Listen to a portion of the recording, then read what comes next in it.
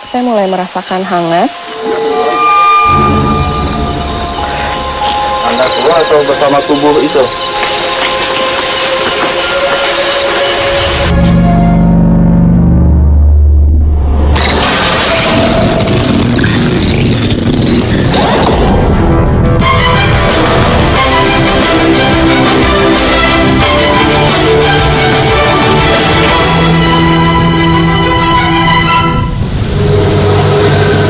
Di balik keindahan tempat wisata Bukit Padas, Kecamatan Wajangan, Kabupaten Gunung Kidul, tersebutlah nama Goa Selarong yang menyimpan cerita sejarah bagi negeri ini. Cerita yang beredar, gua ini menjadi tempat persembunyian Pangeran Diponegoro saat masa penjajahan. Kami pun mencoba untuk menguak cerita dari tempat ini.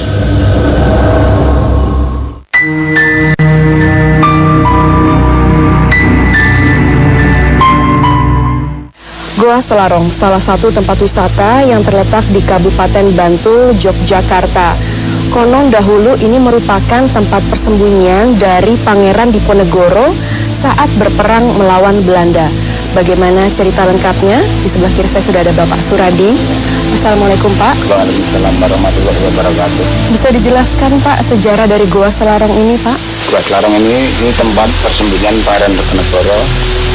Namanya Gua Kakung, yang sebelah timur Gua Putri untuk selernya Pangeran Diponegoro. Prajuritnya dulu di sebelah selatan loket pintu masuk.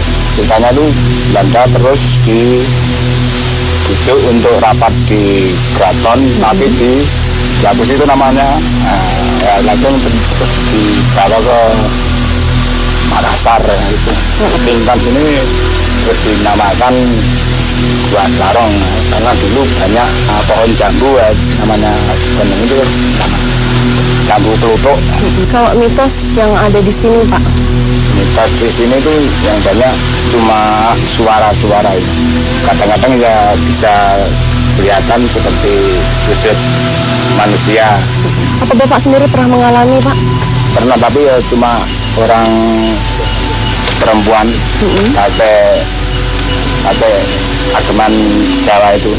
Iya. Apa yang dia lakukan terhadap Bapak atau mungkin ada pesan yang disampaikan Pak?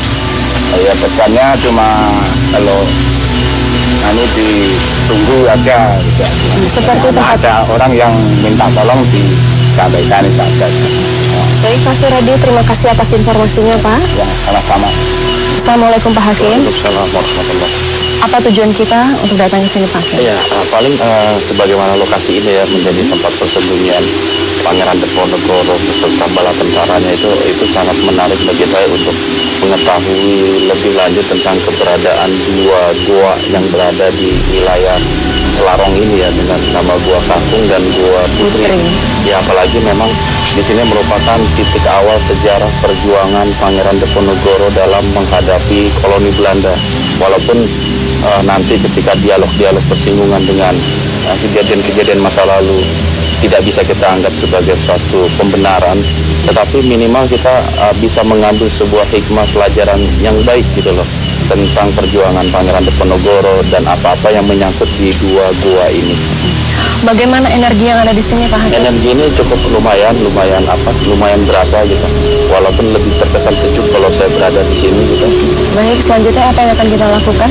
Mungkin pendeteksian di dua gua ini, mudah-mudahan nanti akan ada sesuatu yang baru atau sesuatu yang bisa kita rasakan tentang keberadaan makhluk-makhluk gaib di tempat ini. Boleh langsung saja Pak Hakim.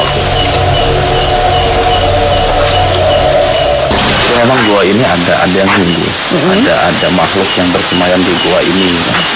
Nah, energinya insya Allah positif gitu. Mudah-mudahan nanti akan ada sesuatu yang sesuatu yang bagus nantinya. Baik. Nah, bisa diarahkan. Kami pun melakukan pendeteksian. Saya mulai merasakan hangat, tapi nyaman seperti itu. Kalau ke arah kiri,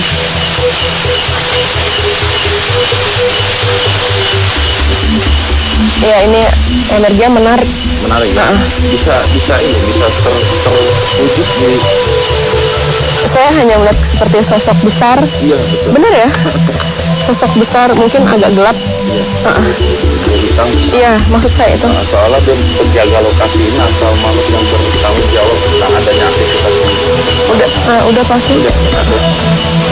Jadi dua perbedaan itu yang coba nanti kita coba telusuri melalui mediumisasi. Ya. Saya sendiri penasaran dengan keberadaan makhluk itu gitu. Mediumisasi pun dilakukan.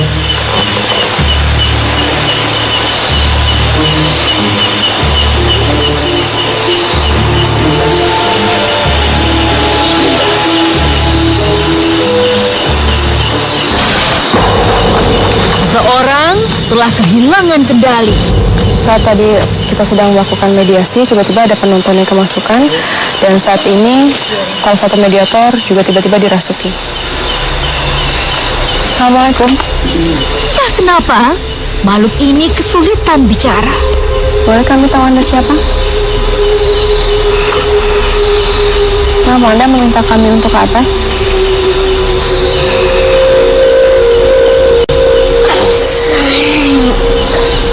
Waalaikumsalam warahmatullahi wabarakatuh. Ini pun mau berbagi informasi dengan kami. Sudah lama Anda di sana?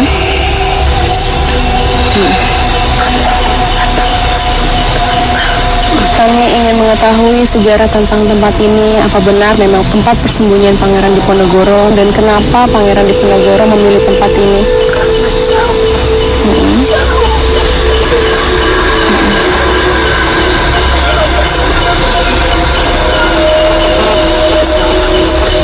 Apa yang beliau hindari sehingga bersembunyi di tempat ini?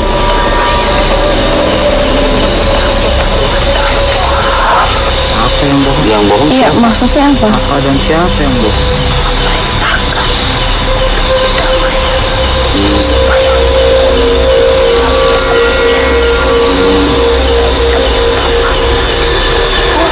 Kemudian memangnya tempat ini muat untuk menjadi persembunyian, karena saya mendengar bahwa ini sebenarnya pintu gaib dan sebenarnya Pangeran Diponegoro bisa masuk ke dalam gua ini. Itu benar atau tidak sih ceritanya?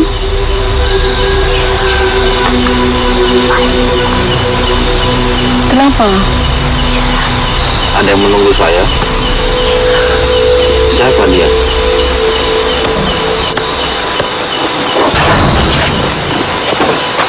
Belum tuntas cerita yang kami dapat, ada makhluk yang merasuk ke tubuh mediator lain. Anda tahu itu siapa makhluk sebelah sana? Sebentar, jangan keluar dulu. Ya Allah, ya Allah. Saat saya sedang melakukan mediumisasi, tiba-tiba ada salah satu Ada apa ini? Tetap di Dua Dunia.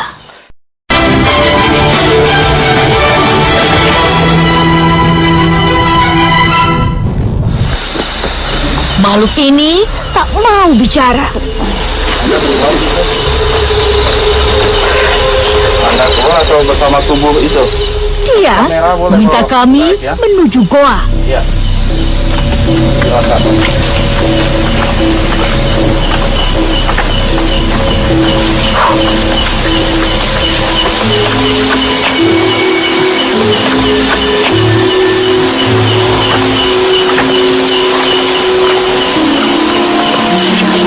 Assalamualaikum. Waalaikumsalam. Boleh tahu Anda siapa? Kimangun Karso. Kimangun Karso. Bertempat tinggal di mana, Ki? Di gua kaki. Sudah lama Ki ada di sana? Berapa tahun, Ki? Ya. Satu. Kacau sampai besar. Kami pun lega. Makhluk ini mau bercerita. Apa yang Anda lakukan di sini, Ki? Wajah Kenapa tempat itu harus dijaga, Ki? sebab perian bulan hati. Dicausi. Tugas kalian aja.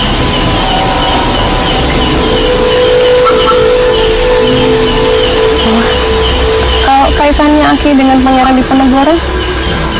Ya. Sesatnya Bapak? kanjeng. Kalau Kemudian kalau misalnya tadi Pangeran Diponegoro berada di gua sebelah sini, yang gua ini tuh ditempati siapa? Gua putrinya.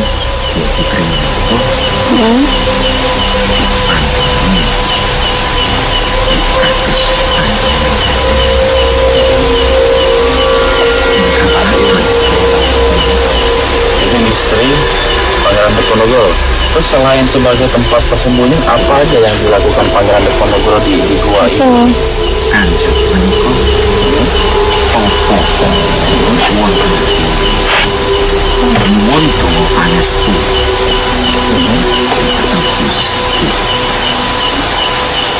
Apakah ketika menghadapi kolonial Belanda, mengatur siasat perang, Iya. mengatur bala tentara, latihan bala tentara apa di lokasi ini juga atau letak? Iya. sebab menika wau pengadap sampun wonten Kulawa saking Kanjeng menika sampun Belum kembali. Tapi menurut informasi katanya tadi saat Belanda datang ke sini tuh pangeran tidak terlihat. mboten ketingal mboten ketingal Kanjeng mboten ketingal. Kenapa hal itu bisa terjadi? Pangeran Diponegoro juga termasuk orang yang dicaya begitu ya. Pon Jadi Belanda, poni ya, dipun niku menawi basa panjenengan dipun niku untuk negara niku negara terus Kanjeng menika untuk negara kemudian alasan dia akhirnya pergi meninggalkan tempat ini itu apa Ki? sang bolo Kurawa menika kantor seperti pun berkata tentang Kanjeng. Saya mau tanya, terakhir itu saat Pangeran Diponegoro meninggalkan tempat itu ada kuda yang dipakai oleh Pangeran Diponegoro sampai akhirnya nggak tahu entah kemana itu. Aku itu tahu. Tempun di angsan makan saking kuda. Iya. Estu bulan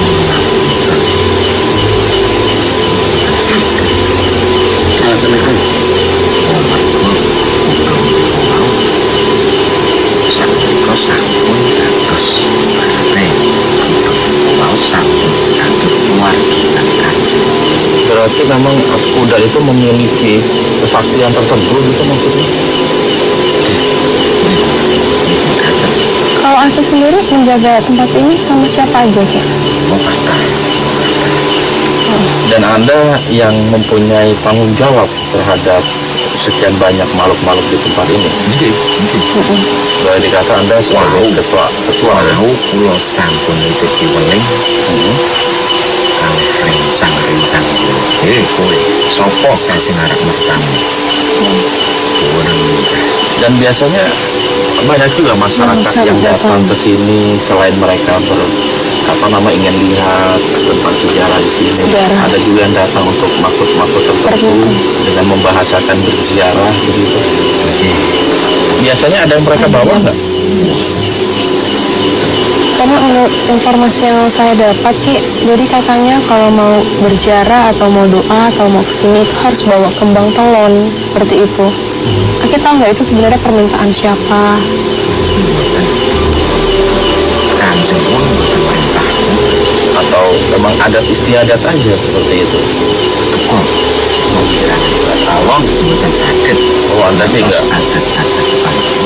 Oh, Anda sendiri mengagumi sosok Pangeran Diponegoro? Sangat Ya.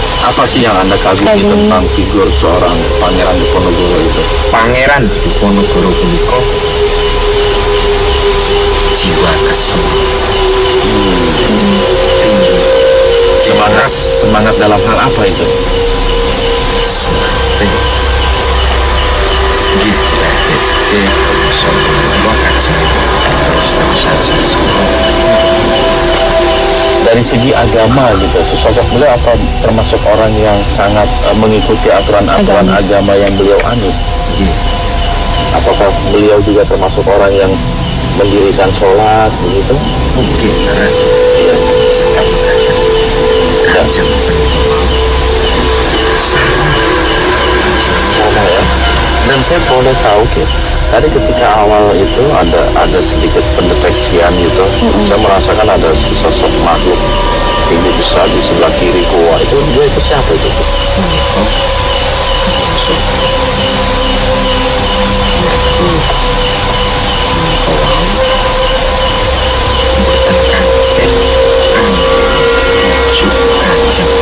supaya titipan piuling Kanjeng punika wau nitip piuling kalih Kemudian Di bangsa Anda juga mengenal adanya seperti itu ya, permusuhan gitu, perkelahian gitu. Sama seperti di bangsa kami kan. nanti kula gadah kula gadah sifat Apa dia juga termasuk pengikut Pangeran Diponegoro berarti awalnya dulu? nggih rumiyin Anda senang ketika masyarakat Indonesia saat ini mengikuti jejak-jejak Pangeran Diponegoro yang selalu semangat, yang selalu membela kebenaran dan menolong orang-orang yang lemah. nanti pengamal Kanjeng nanti wong kuwi nek gelem mamah kudu gelem ubah olah Di sini kata Pangeran Diponegoro ya Gua Kakung, di situ istrinya, terus dia kan pasti punya keturunan ya Pangeran Diponegoro itu. Dan kemana-mana, tetap di Dua Dunia.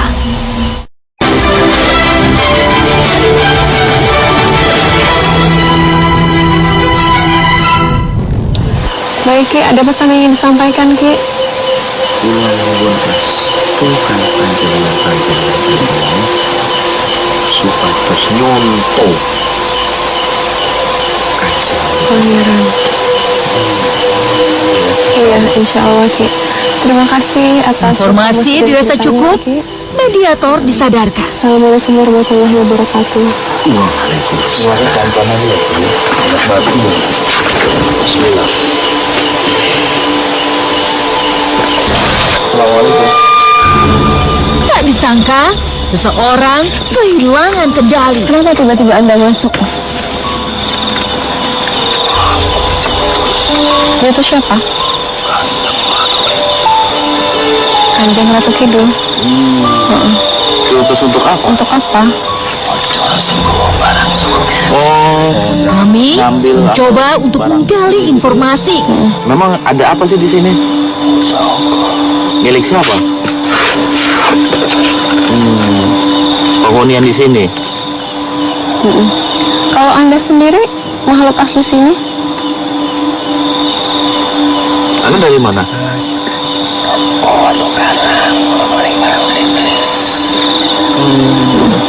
Terus hubungannya Anda Ada dengan dengan tempat lokasi ini? atau tempat ini apa?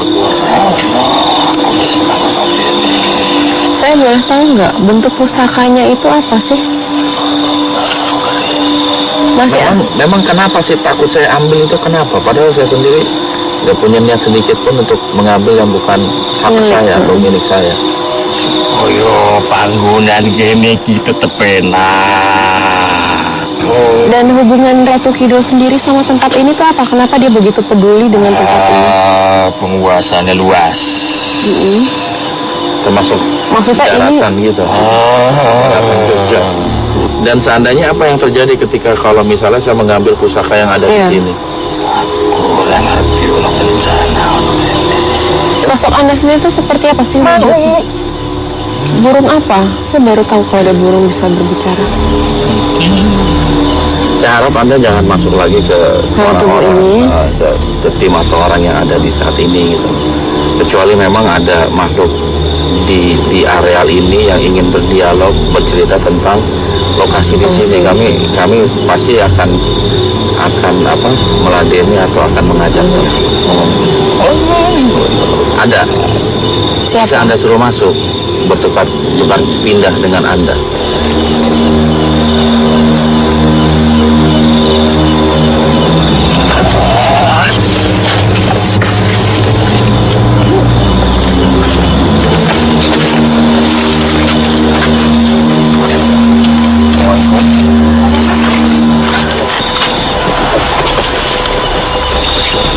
Anda siapa? Udah berapa lama Anda tinggal di lokasi itu atau di batu itu? Oh, udah lama ya. Berarti Anda tahu ketika Pangeran Diponegoro berada di lokasi ini? Iya. Apa Anda memang makhluk asli sini atau pengikut Pangeran Diponegoro? Terus wujud Anda sendiri seperti apa sih? Oh, Apa Anda tahu kalau banyak masyarakat yang suka datang ke sini? Anda terganggu? Tidak. Aku orang nyaman di sini hati orang kecil. Anda sendiri memang bisa membedakan antara orang yang bersih dengan orang yang tidak bersih. Sini kali kosong. Sini tujuan aku iso gimpe gini kono. Dan saya juga pernah dengar katanya setiap malam-malam tertentu itu di sini ada suara-suara seperti alat musik tradisional Jawa, terutama. Di alamat. Iya, itu siapa sih yang melakukan itu? Yoko. Itu dilakukan untuk apa? Dari ritual tertentu atau Ya, apa? atau hiburan atau apa itu? Di situ hati. Oke, kalau begitu. Baik, terima kasih atas ceritanya. Mediator pun Betul. disadarkan. Assalamualaikum warahmatullahi wabarakatuh.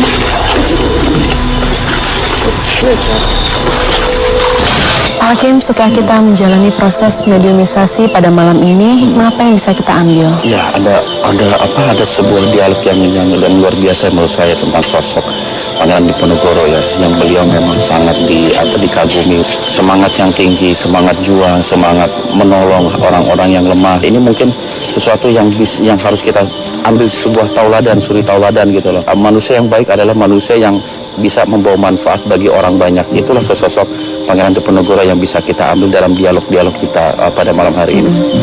Kemudian Pak Hakim, bagaimana Islam sendiri memandang ketika kita mencari informasi seperti di tempat ini melalui makhluk gaib? Yang jelas begini, menurut Islam bahwa kebenaran itu nggak boleh kita ambil 100% dari kabar gaib gitu loh.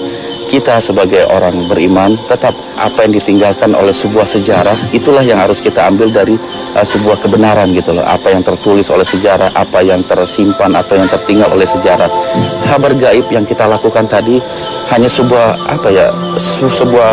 penambah wawasan gitu loh. Kita tidak menjadikan itu sebagai sandaran kebenaran kita, tetapi kita mencoba untuk mencari sebuah wawasan baru yang kita bisa ambil sebuah hikmah dalam dialog-dialog tadi. Baik, terima kasih sekali Pak Hakim. Sama-sama. Semoga bermanfaat. Amin. Assalamualaikum warahmatullahi wabarakatuh. Waalaikumsalam warahmatullahi wabarakatuh. Anda senang ketika masyarakat Indonesia saat ini mengikuti jejak Pangeran Diponegoro yang selalu semangat, yang selalu membela kebenaran dan menolong orang-orang yang lemah. Baca